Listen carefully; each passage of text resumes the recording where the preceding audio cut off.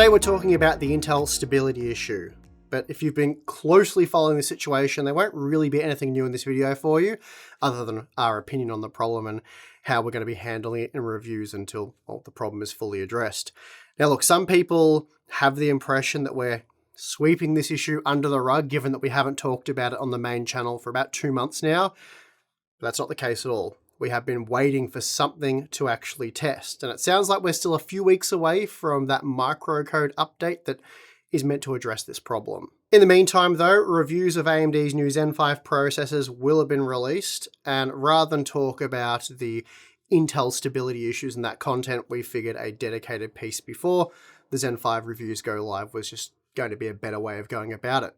So let's get into it. And I'll quickly start by summarizing the situation to date. Things have not been going well over at Intel. The company's share price has tanked and they've announced mass job cuts. And while the writing has been on the wall for some time now, it is always sad when you hear 15,000 people are going to lose their job. It's also bad for the entire industry. Well, maybe not for Intel's direct competitors, but it is certainly for the industry as a whole. It's vital for us as PC enthusiasts that Intel remains competitive, because history has shown us that a single dominant force generally leads to stagnation. So the hope is Intel's next generation of products are good, like really good, and they're going to need to be, because the damage that's been done to the Intel brand over the past few months is substantial. Truth is, Intel's been struggling for a while now. And although it wasn't necessarily visible on the balance sheets, demand for their processors has been slowing. Demand for the 11th, 12th, 13th, and 14th generation desktop processors, it's been extremely weak, and the situation has seemed to worsen with each new generation. There have been a number of factors at play here. Firstly, AMD has gained a lot of traction, delivering class-leading performance at highly competitive prices on a platform that's not nearly as locked down, ultimately making them more appealing to consumers. More recently, however, Intel's stability concerns have scared off buyers, and a quick look over at the Amazon top CPU seller list, you won't find a single 13th or 14th gen Intel processor in the top 10, which is just crazy to see. So what are the stability concerns? Well, to put it simply, owners of some 13th and 14th generation Intel CPUs have been experiencing crashing when performing certain tasks, such as loading games or running game servers. And this would sometimes appear as an out-of-video memory issue, despite it being a CPU problem, not a GPU problem. It has primarily affected high-end K-series parts, such as the 13900K and 14900K, but there are many other Raptor Lake processors that can suffer from the problem. The mass stability concerns for 13th and 14th gen processors is something that we first touched on a few months ago in a video titled "Intel CPUs are Crashing," and it's Intel's fault. And we were very direct with that title, but I felt we needed to be. Quite a few online commentators and even some in the tech media were incorrectly blaming Intel's partners, the board makers, for these stability issues, when in reality we knew Intel was squarely to blame, and I think now this has certainly proven to be true. In that video, released back in April, I tested what at the time were the new Intel baseline profiles, which had been developed by ASUS and Gigabyte. Now, these profiles were meant to cap the power limits of Intel's K-SKU processors in the hope of addressing the stability issues. The thinking being that the crashing was caused by board partners running the CPUs above safe limits and above what Intel recommends or specifies to their partners. The entire process was a mess though. Not all board partners issued BIOS updates, and while ASUS and Gigabyte used the baseline terminology, neither of them used the same settings. The performance hit when using the Gigabyte baseline profile was quite extreme, so naturally customers weren't too happy, and therefore Intel decided that they would step in, taking the opportunity to place the blame on their partners. In early May, Intel requested that all board partners implement the new official Intel default settings profile as the new BIOS default by the 31st of May. And this is to fix the 13th and 14th gen stability issues. And Intel sort of did this in a way that made them seem like they were the only adult in the room, stepping in to put the kids back in line, and the kids of course being their board partners. In typical Intel fashion though, this just added to the confusion, and it wasn't just the consumers and PC enthusiasts who were confused. Intel's own partners, they seemed just as confused as the rest of us. And this is because Intel issued 3 profiles as the default profile. But I guess you'd have to say default profiles. How does that work, you might be wondering? To this day, no one really knows. The 3 profiles were called Baseline, Performance, and Extreme. And even today, board makers seem to keep switching between what the default profile or Intel's recommended profile is for their boards.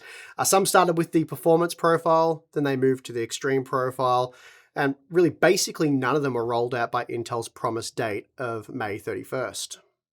Thing is though, none of this solved the issue.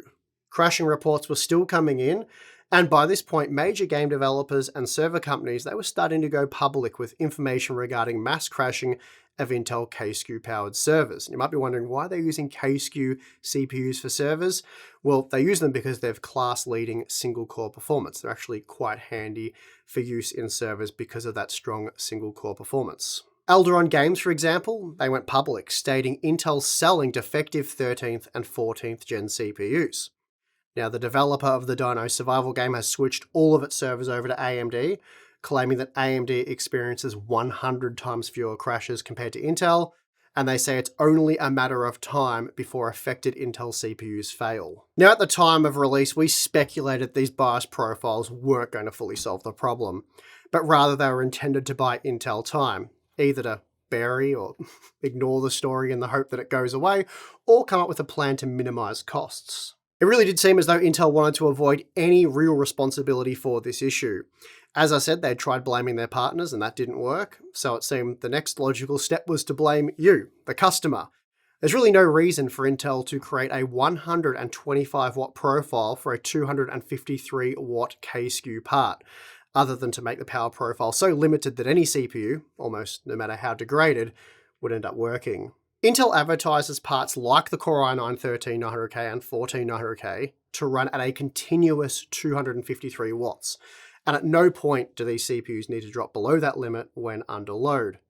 But it seems as though this limit could be degrading some of the CPUs too rapidly, and if that is the case, rather than replace those CPUs, Intel wants to go with the performance profile as a fail-safe, let's say. Simply load that profile and it will reduce the long duration power limits, and the hope is that will stabilize your system, and Intel of course won't need to replace your CPU under warranty.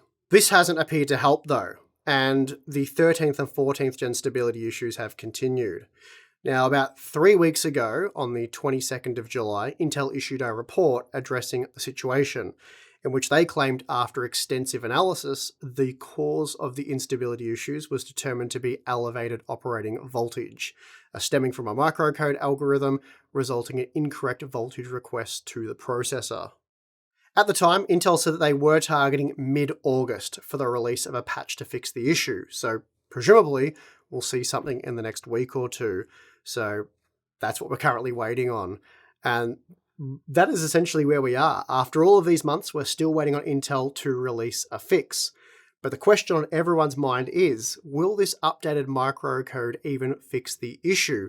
And is the issue even fixable at this point? I speculated months ago that this appears to be a degradation issue, and when I speculated this was a problem, many Intel fans were rather unhappy. But given what we knew at the time, rapid degradation did seem like a very likely scenario. During the Computex trade show in Taiwan, multiple sources confirmed to us that processor degradation was occurring, and this was the root cause for the instability issues. The sources that confirmed this were very close to the issue. These people really know what they're talking about, so we have no reason to doubt the information we were given. The problem is, Intel will neither confirm nor deny that degradation has occurred to the point where it's creating these stability issues, and even when asked directly, they dodge the question.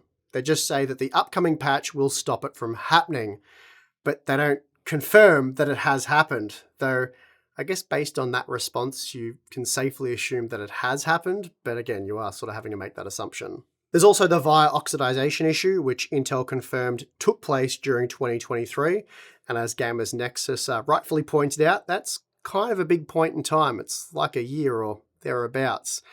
Intel has denied that the oxidation is the main cause of the current stability issues, but it was an issue, and it seems like a lot of CPUs sold would have suffered that issue. Despite that though, Intel has not issued batch numbers for the affected CPUs. And when asked directly by The Verge if Intel will share specific manufacturing dates and serial number ranges for oxidized processors, Intel simply said, Intel will continue working with its customers on via oxidation related reports and ensure they are fully supported in the exchange process. So as usual, Intel customers are left in the dark. Did Intel sell you a CPU with a manufacturing defect that they should replace immediately, or are your stability issues related to something else that we haven't quite got to yet? No one really knows, and I guess that's how Intel likes it.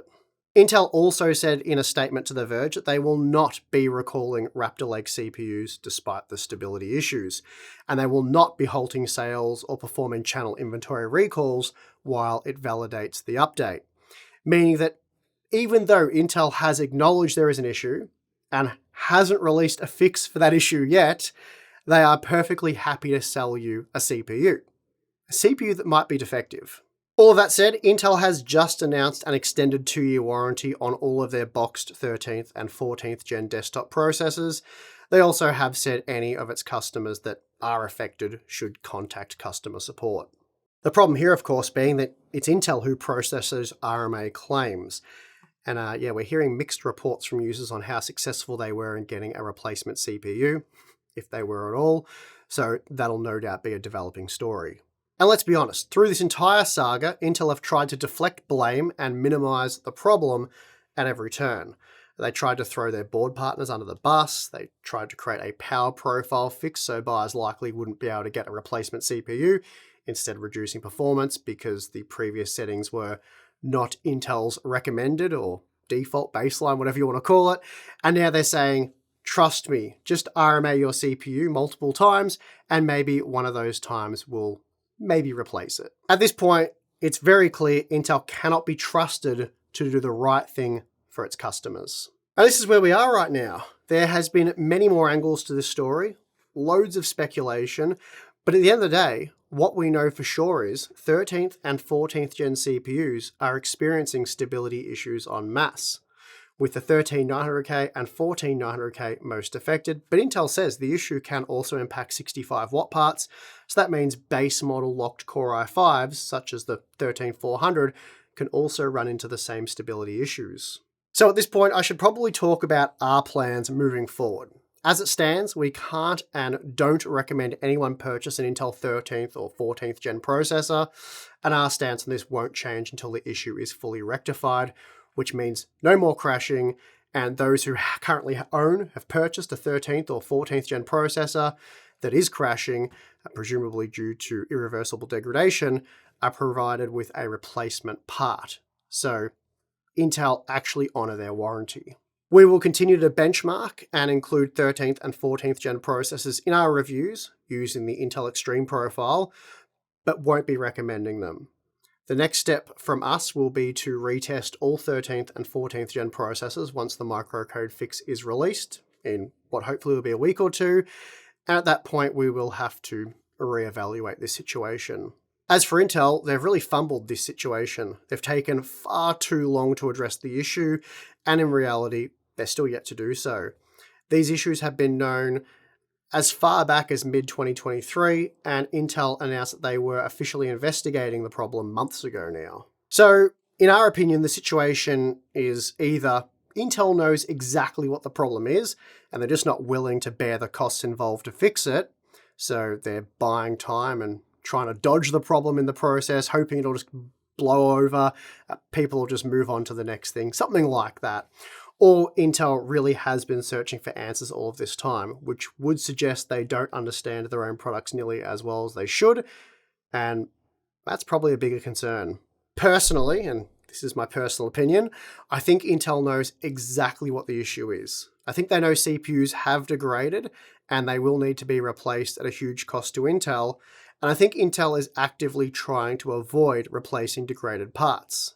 That's just my opinion though, but after all of this time, it's looking more and more likely that this is indeed the case.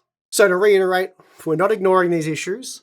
Our plan was never push Intel for 6 years to clearly define a power specification for their processors, then be amongst the first in the tech media to discuss the 13th and 14th generation stability issues online, then fly 10 hours to Taiwan to speak with engineers about the issue, only to ignore it moving forward.